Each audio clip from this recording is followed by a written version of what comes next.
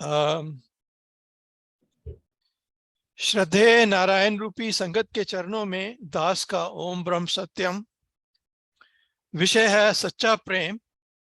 दास शब्द नंबर 133 जो कि पृष्ठ नंबर 119 पर है, पढ़ने का प्रयास करेगा। गलतियों के लिए संगत से क्षमा की याचना करता हूं। महाराज जी कह रहे हैं,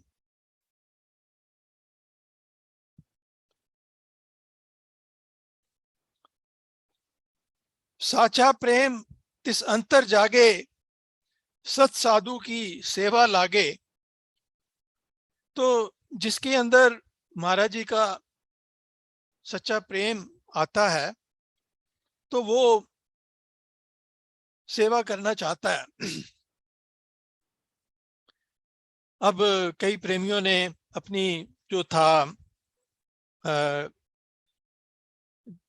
कई कई कई प्रेमियों ने अपना जो जीवन है वो महाराज जी को अर्पण कर दिया। जैसे भगत बनारसी दास थे जिन्होंने सारा जीवन महाराज जी को अर्पण कर दिया। इसी तरह से हम बाबू अमोलक नाथ अमोलक दास जी के बारे में सुनते हैं। तो तो जो जो जो प्रेम करता है वो उसको सेवा करने में आनंद आता है। एक माँ होती है, वो बच्चे की हर तरह से देखभाल करती है और उसको करने में आनंद आता है। ये नहीं है कि वो कहती है कि इसके लिए उसको कुछ तनख्वाह दी जाए। वो क्योंकि उसको करने में जिससे कोई प्रेम होता है उसके लिए कुछ करने में आनंद आता है। तो तो जिस तो जिसके मन में महाराज जी के लिए प्रेम आता है तो वो उनके लिए कुछ करने में आनंद अनुभव करता है। सत असत का निर्णय पाए, प्रेम स्वरूप तब अंतर आए। तो महाराज जी की कृपा से उसको ये पता चल जाता है कि सच सिर्फ परमात्मा है और संसार जो है झूठ है। ये जो जब सिमरन करो तो अंदर शांति का अनुभव होता है और शब्द का भी अनुभव होता है। तो चाहे सारी दुनिया आके कहे कि कि ईश्वर नहीं है या ये सब है या ईश्वर सिर्फ एक अपनी कल्पना है, वो इस बात को नहीं मान सकता क्योंकि उसका अपना अनुभव है। उसने अंदर उस शांति को महसूस किया है। चाहे सारी दुनिया उससे आके कहे कि ईश्वर कोई चीज नहीं है, उसने अपने अनुभव से अंदर ईश्वर को अनुभव कर लिया है। तो चाहे सारी दुनिया कहती रहे उसको कोई फर्क नहीं पड़ता। चाहे दुनिया उसको कहे पागल है ये, चाहे उसको परिवार वाले कहें कि ये इसका तो दिमाग फिर गया है। तो कई बार ये होता है, जो कोई अगर कोई भक्ति के रास्ते पे चल पड़ता है तो दुनिया उसको कहने लगती है कि ये पागल हो गया।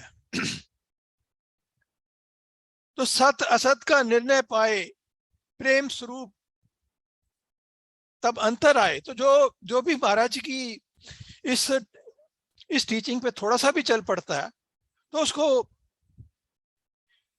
उसको ईश्वर का अनुभव होने लगता है, उसको ईश्वर में आनंद आने लगता है। समता प्रकाश पढ़ो, उसको पढ़ने में कितना आनंद आता है।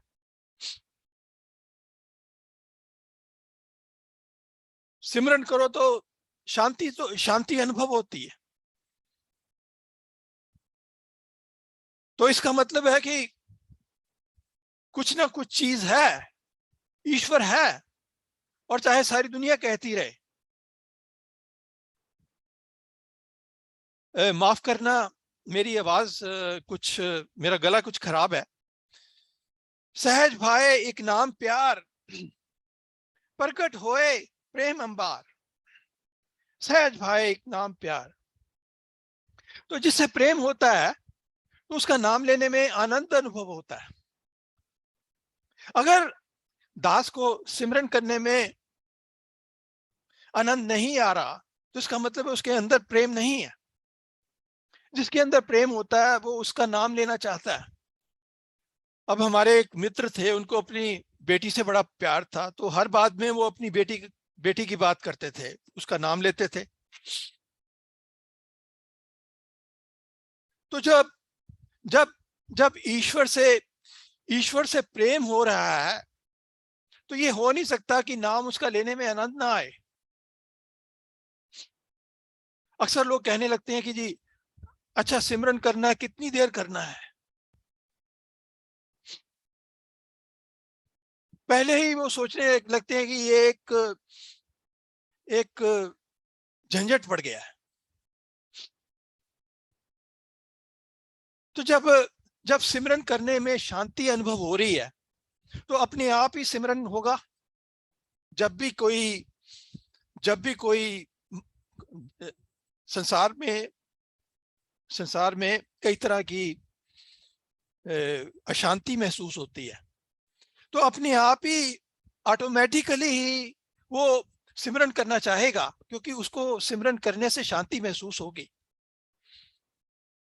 तो वो ये नहीं गिनता फिरेगा कि मैंने कितना सिमरन किया है, अपने आप ही वो सिमरन करेगा।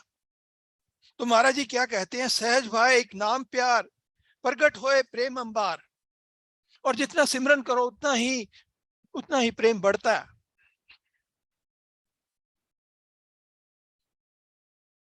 क्योंकि जितना आप चुंबक के पास जाओ उतना ही चुंबक अपने पास खींचेगी।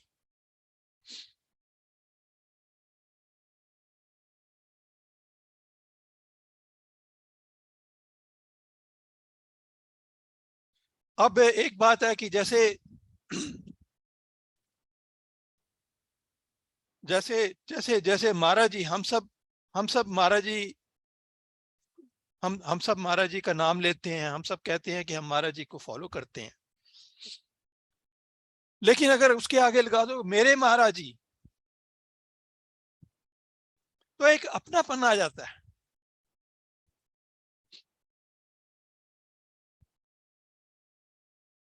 वो एक इम्पर्सनल चीज नहीं रहती।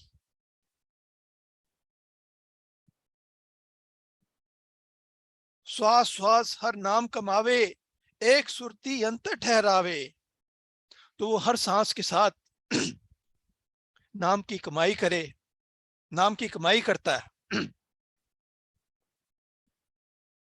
क्योंकि यही कमाई साथ में जाने वाली है।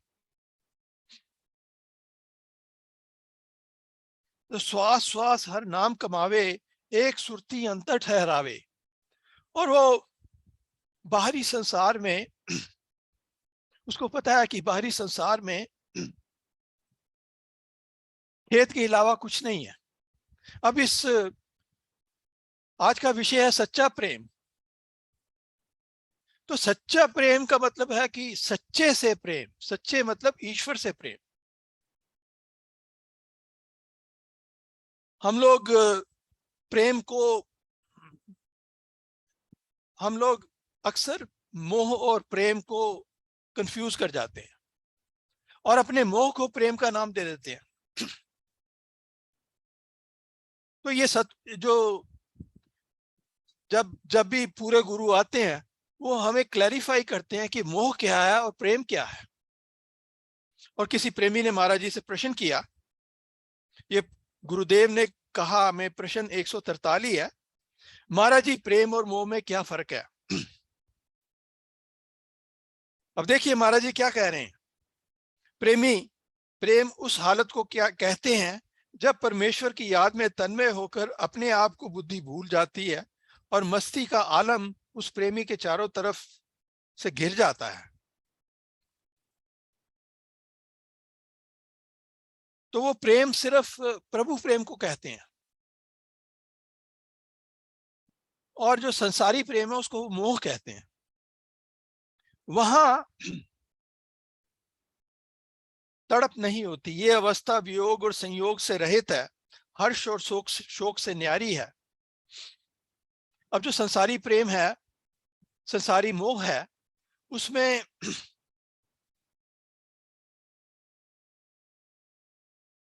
हमेशा ये डर लगा रहता है कि अभी अभी हम मिले हैं तो बिछड़ना होगा।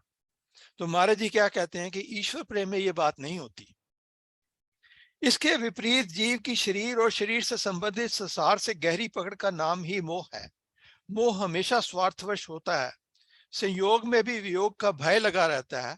अगर फर्ज करके दिखाई भी दे तो भी सूक्ष्म रूप से उसमें गर्ज छिपी होती है।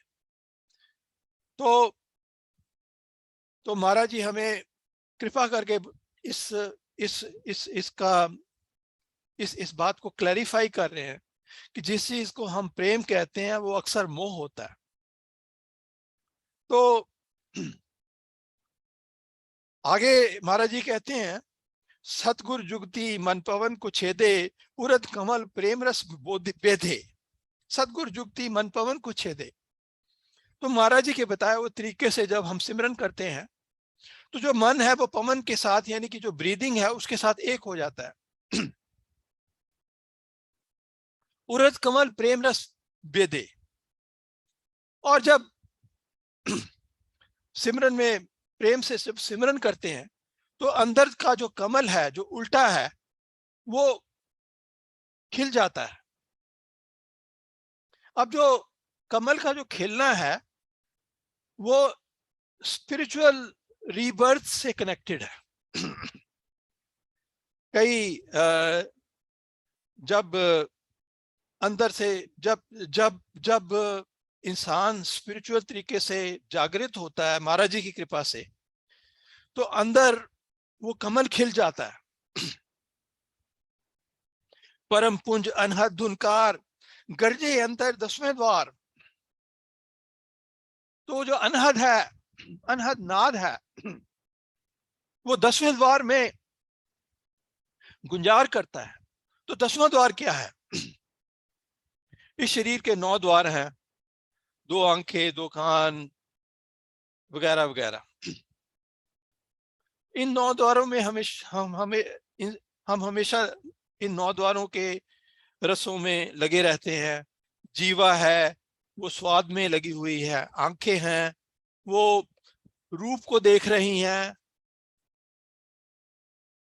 कान जो है वो किसी की बुराई सुनने में लगे हुए हैं। तो ये जो 10वां द्वार है, ये 10वां द्वार गुरु की कृपा से खुलता है।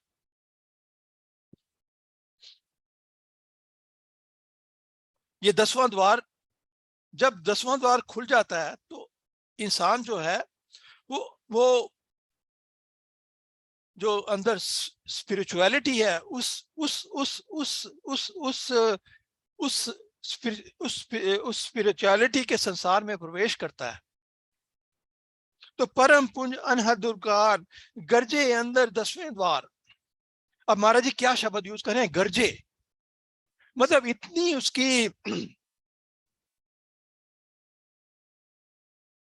उसकी थंडर होती है। जैसे एक बादल है, मानसून में बादल होता है, कितनी जोर से वो गरजता है तो अंदर वो गरज सुनाई देती है। तो ये अनुभव का विषय है। ये गरज जो है ये बाहरी कानों से नहीं सुनी जाती, वो अंदर के कान से वो वो अनुभव की जाती है। काया त्याग मन शब्द रमीना, साचा प्रेम तिस गुरमुख जीना। काया त्याग मन शब्द रमीना, साचा प्रेम तिस गुरमुख जीना। तो उसको जो है शरीर से उसको पता चल जाता है कि अटैचमेंट उसी चीज से होती है जिस चीज को अनुभव किया जाता है। तो जब तक ईश्वर का अंदर अनुभव ही नहीं है तो अटैचमेंट कैसे होगी? तो इसीलिए महाराज जी ने बताया है कि हमें इन 5 नियमों को फॉलो करना चाहिए: सादगी, सेवा, सत्य और सिमरन। तो जब तक अंदर ईश्वर की अनुभव नहीं है तब तक संसार ही सच्चा रहेगा, ये शरीर ही सच्चा रहेगा। तो काया त्याग मन शब्द रमीना, तो जब अंदर शब्द का अनुभव होता है, उस ईश्वर का अनुभव होता है, उस ज्योति का अनुभव होता है, जो मन है वो शब्द से अटैच होना शुरू हो जाता है। और वो और उसको पता चल जाता है कि ये जो शरीर है, जो विजिबल है, वो झूठ है। अक्सर तो यही होता है कि जो नजर आता है वो सच लगता है, और जो नहीं नजर आता वो झूठ लगता है। तो ये चाहे आंखों से नजर ना आए, इसको हम अनुभव करते हैं अंदर में। तो जब अंदर से अनुभव करते हैं तो काया त्याग मन शब्द रमीना, तो जो मन है उस शब्द के साथ जुड़ना शुरू हो जाता है, और वो इस झूठ शरीर से उसकी डिटैचमेंट शुरू हो जाती है, क्योंकि ये सबको पता है कि ये शरीर नश्वर है। तो काया त्याग मन शब्द रमीना, साचा प्रेम तिस गुरमुख छीना। देखिए ये एक शब्द में देखिए कितना, एक एक वर्ड में कितना गहरा मीनिंग है। साचा प्रेम तिस गुरमुख छीना, तो अब जो जो गुरमुख क्या है? गुरमुख वो है जो महाराज जी की टीचिंग पे चले। सिर्फ ये कह देने से कि मैं आ, सिर्फ ये कह देने से कि मैं महाराज जी को फॉलो करता हूं, ये काफी नहीं है। उसकी उनकी टीचिंग को भी फॉलो करना चाहिए। गुरमुख वही है जो टीचिंग को फॉलो करे। क्योंकि सिर्फ ये अगर हम सिर्फ सत्संग में जाते हैं और कहते हैं कि हम महाराज जी के फॉलोअर हैं, तो ये मन मुक्ता है। क्योंकि उनकी टीचिंग को तो फॉलो कर नहीं रहे, सिर्फ कह रहे हैं, मुंह से कह रहे हैं कि हम महाराज जी को मानते हैं। तो मुंह से कह देने से कोई मानना नहीं है। मानना तभी है महाराज जी को जब उनकी टीचिंग में चले। तो साचा प्रेम तिस गुरमुख चीना, तो कहीं ना कहीं हमारे में कमी है कि हम उस ईश्वर को अनुभव नहीं कर रहे, हम उस शांति को नहीं अनुभव कर रहे, हम उस प्रेम को अनुभव नहीं कर रहे। साचा प्रेम क्योंकि जो गुरु के बताए तरीके पे चलेगा, ये हो नहीं सकता कि उसको प्रेम ना, उसके अंदर ईश्वर का प्रेम ना आए, क्योंकि वो ईश्वर को अंदर में अनुभव करेगा। और कुछ नहीं तो शांति तो अनुभव करेगा ही करेगा। तो आप उससे कैसे कह सकते हैं कि ईश्वर नहीं है? क्योंकि उसने अपने अंदर अनुभव किया है, उस शांति को अनुभव किया है, उस प्रेम को अनुभव किया है, उस शब्द को अनुभव किया है। अनहद नाद संग विरती एक, साचे प्रेम का सुनतु लेख। अनहद नाद संग वृत्ति एक, तो उसकी जो वृत्ति है, जो मानसिक वृत्ति है, जो जिसको कहते हैं इंक्लिनेशन ऑफ द माइंड, अनहद नाद संग वृत्ति एक, तो जो मन है वो उस शब्द को सुनने में तन्मय हो जाता है। क्योंकि जो मन है उसको जब ऐसी चीज मिल जाए जो ज्यादा आनंद देने वाली है, तो मन उससे अटैच होना शुरू हो जाता है।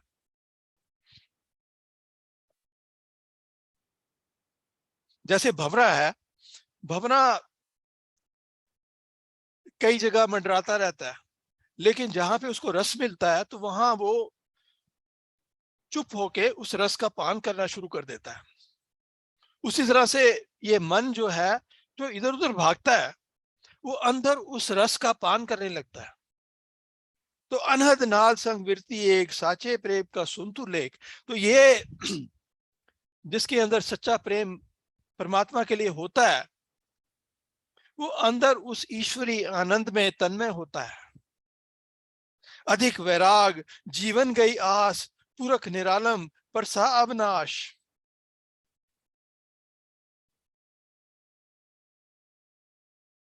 अधिक वैराग जीवन गई आस, पुरख निरालम पर सा अविनाश, तो उसके अंदर वो वैरागवान हो जाता है।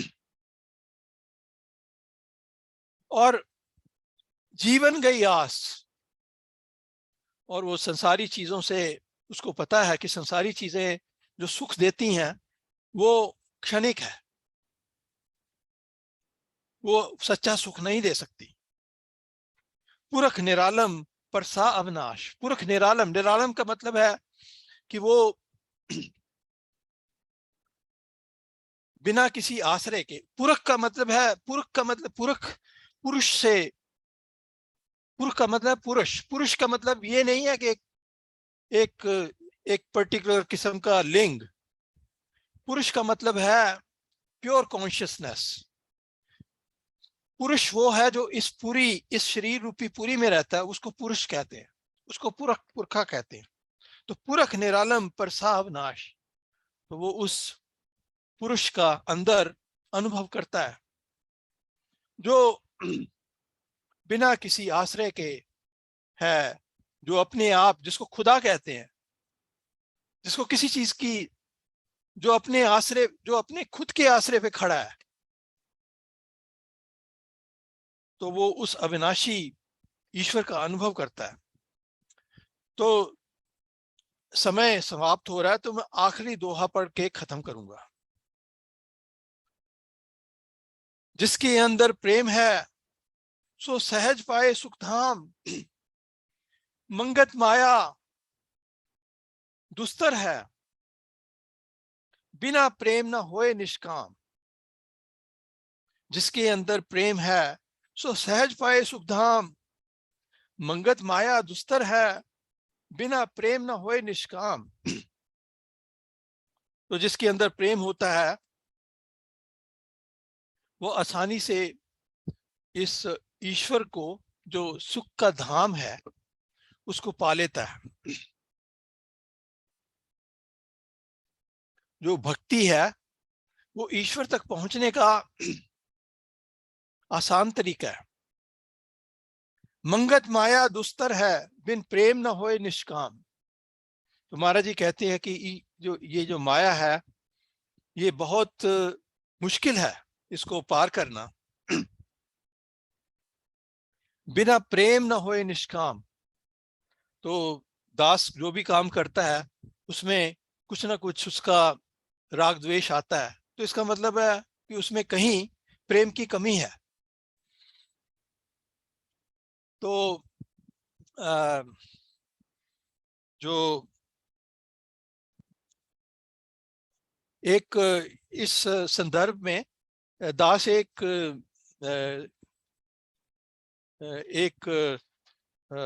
दृष्टांत देना चाहेगा कि जब ये यादगार पल से अशोक मैं पढ़ रहा हूं, तो मेरे पिताजी बाबूजी श्री देवराज गुप्ता जब महाराज जी के पास गए, एक बार की बात है, महाराज जी दिल्ली में पधारे हुए थे। प्रणाम करके बैठने के बाद गुरुदेव ने मुझसे पूछा, प्रेमी कैसे आए हो? मैंने कहा, महाराज जी मेरी इच्छा पूरी होनी चाहिए आपके लिए, इसलिए आपके पास आए हूं। मुझे जिस चीज की तलाश है वो मुझे मिलनी चाहिए। अब बाबूजी का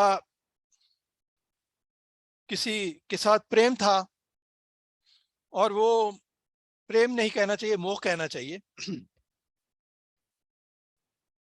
तो ये कहते हैं कि मुझे वो चीज मिलनी चाहिए जिसके साथ मेरे को मोह है। महाराज जी ने कहा, प्रेमी तूने बड़ी मेहनत की है, बड़ी भक्ति की है, इसलिए तेरा काम बिल्कुल नहीं बनेगा। कुदरत तुझे बड़ी चीज देना चाहती है। अब बड़ी चीज क्या देना चाहती है कुदरत? अब बाबूजी को बड़ी चीज थी वो महाराज जी मिले, और जब महाराज जी मिले तो वो जिस जिस जिस तो उनका जो मोह है वो खत्म हो गया, महाराज जी से प्रेम शुरू हो गया। मैंने कहा, लेकिन मैं तो वही चीज चाहूंगा, मैं तो उसको कभी नहीं छोड़ूंगा। महाराज जी कहने लगे, प्रेमी फिर तबाही ही तबाही है, वह चीज कभी नहीं मिलेगी। कुदरत बड़ी चीज देना चाहती है। तो ये ये बाबूजी के माथे पे लिखा हुआ था, भाग्य में सिर्फ ये माथे पे लिखा हुआ था कि हम जो भी प्रेमी इस सत्संग में आया है वो ऐसे नहीं आया। हम सोचते हैं कि हमने महाराज जी को चूज किया। महाराज जी, हमने महाराज जी को चूज नहीं किया, महाराज जी ने हमें चूज किया। और ये हमारे माथे पे लिखा था, इसीलिए हम इस सत्संग में आए।